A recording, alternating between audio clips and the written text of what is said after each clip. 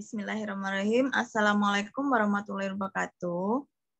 Perkenalkan, nama saya Firda Zaratul Nurrahmatiani dari S1 Manajemen. Saya akan mempresentasikan tentang studi kelayakan bisnis yang bertema pasar dengan dosen pembimbing Dr. Sarmini SPD, MMPD.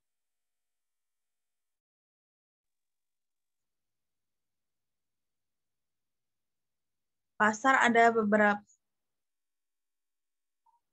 Pengertian pasar ada beberapa. Yang pertama, menurut William J. Stanford, pasar adalah sekumpulan orang yang memiliki keinginan untuk puas, uang yang digunakan untuk berbelanja, dan memiliki kemauan untuk membelanjakan uang.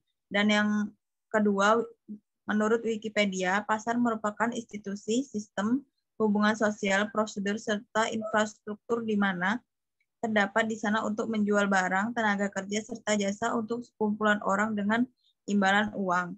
Yang ketiga, menurut Kamus Besar Bahasa Indonesia, pasar sebagai tempat sekumpulan orang melakukan transaksi jual-beli, sekaligus tempat untuk jual-beli yang diadakan oleh sebuah organisasi atau perkumpulan, dan sebagaimana dengan maksud mencari derma. Yang keempat, menurut Kotler dan Armstrong, Coiler dan Armstrong berpendapat bahwa pengertian pasar menurut seperangkat pembeli aktual dan juga potensi dari suatu produk atau jasa. Fungsi pasar ada 3. Yang pertama, dalam segi ekonomi, terdapat transaksi antara perusahaan dan konsumen yang merupakan komoditas untuk mewadai kebutuhan sebuah demand and supply. Yang kedua, dalam segi sosial budaya, fungsi pasar merupakan kontak sosial secara langsung yang menjadi tradisi suatu masyarakat yang merupakan interaksi antara komunitas dan sektor informal dan formal. Dan yang ketiga, dalam segi arsitektur, fungsi pasar merupakan ciri khas daerah yang menampilkan bentuk-bentuk fisik, bangunan, dan artefak yang dimiliki. Ciri-ciri pasar ada 4, yaitu yang pertama, terdapat calon pembeli dan penjual, yang kedua, terdapat jasa atau barang yang diperjualbelikan, dan yang ketiga, terdapat proses permintaan serta penawaran oleh kedua belah pihak, dan yang keempat, terdapat interaksi di antara pembeli dan penjual, baik itu secara langsung atau tidak langsung. Jenis pasar. Jenis pasar ada 2. Yang pertama, menurut bentuk kegiatan, pasar nyata dan pasar abstrak. Pasar nyata yaitu sebuah pasar di mana terdapat berbagai jenis barang atau jasa yang diperjualbelikan dan dapat dibeli oleh konsumen, misalnya swalayan dan pasar tradisional. Pasar abstrak adalah sebuah pasar di mana terdapat pedagang yang tidak menawar berbagai jenis barang atau jasa yang dijualbelikan serta membeli secara langsung, misalnya pasar online dan pasar modal. Dan yang kedua, pasar menurut transaksi. Ada 2, tradisional dan modern. Pasar tradisional yaitu pasar yang bersifat tradisional di mana para pembeli dan penjual dapat membeli dan menjual serta menawar barang atau jasa secara langsung. Contohnya di pasar tradisional. Dan yang pasar modern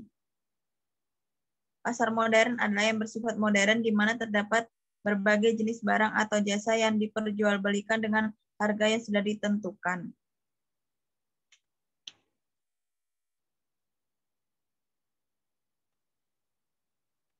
Pasar menurut waktu ada 5, yaitu pasar bulanan. Pasar bulanan adalah pasar yang diselenggarakan sebulan sekali dan biasa terdapat di daerah tertentu. Yang kedua, pasar harian, yaitu pasar di mana pertemuan antara pembeli dan penjual yang dapat dilakukan setiap hari. Dan yang ketiga, pasar mingguan. Pasar mingguan adalah pasar dengan proses jual beli yang dilakukan setiap seminggu sekali. Dan yang keempat, pasar tahunan. Pasar tahunan adalah pasar yang dilakukan setiap 1 tahun sekali. Dan yang kelima, pasar temporer atau bazar. Pasar temporer ini adalah pasar yang diselenggarakan pada waktu tertentu saja dan dapat terjadi secara tidak rutin, misalnya bazar. Pasar menurut keluasan distribusi, yaitu yang pertama pasar daerah. suatu pasar yang membeli atau menjual produk di dalam satu daerah saja.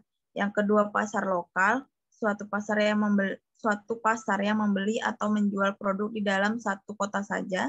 Yang ketiga, pasar nasional, suatu pasar yang membeli atau menjual produk di dalam suatu negara saja. Dan pasar internasional, yaitu pasar yang membeli dan menjual produk di dalam wilayah tertentu dan menembus luar negara. Pasar menurut jenis dagang. Ada 5. Pasar bulanan. Pasar bulanan adalah pasar yang diselenggarakan sebulan sekali dan terdapat di daerah tertentu. Pasar harian, pasar mingguan, pasar tahunan, dan pasar temporer atau bazar. Pasar menurut jenis dagangnya. Ada beberapa pasar, yaitu yang pertama pasar umum. Golongan A yaitu batu mulia, logam mulia, permata, dan tekstil. Golongan B yaitu batik, konveksi, pakaian tradisional, kerajinan, barang kelantang, pecah belah, dan lainnya. Golongan C yaitu beras, tepung, ketan, jagung, gula, teh, kopi, dan buah-buahan. Golongan D yaitu kembang, anyam-anyaman, gerabah, barang bekas, dan lainnya.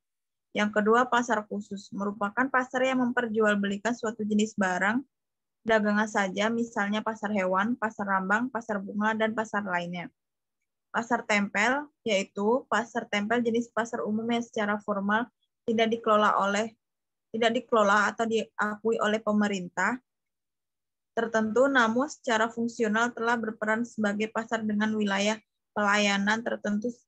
Pembagian jenis dagang biasanya digolongkan dalam los-losan. Pasar menurut bentuk serta struktur. Yang pertama, pasar persaingan sempurna. Pasar ini juga disebut sebagai pasar persaingan murni, yaitu pasar di mana terdapat banyak pembeli dan penjual serta mereka sudah mengetahui keadaan pasar. Dan yang kedua, pasar persaingan tidak sempurna. Pasar yang terdiri dari sedikit penjual serta banyak pembeli. Pada pasar ini, para penjual dapat menentukan harga barang.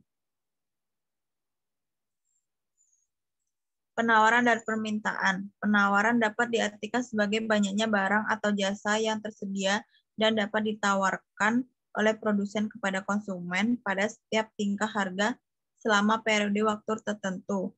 Yang pertama, adanya sumber daya yang tersedia. Yang kedua, faktor penjual dan pembeli. Yang ketiga, harga. Yang keempat, harga dan ketersediaan barang sejenis sebagai pengganti. Yang keempat, biaya produsen. Yang kelima, waktu produksi. Yang keenam, kemajuan teknologi. Yang ketujuh, kebijakan pemerintah. Dan yang kedelapan adalah pajak dan subsidi.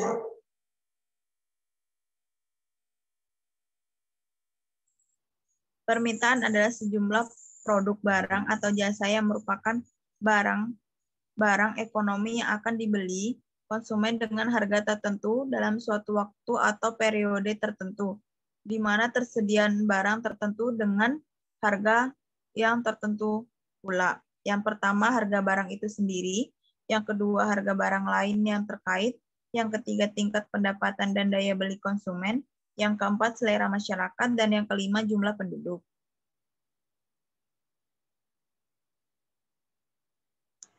Terima kasih atas presentasi yang bisa saya paparkan mengenai pasar. Bila ada salah kata, saya minta maaf. Wassalamualaikum warahmatullahi wabarakatuh. Terima kasih.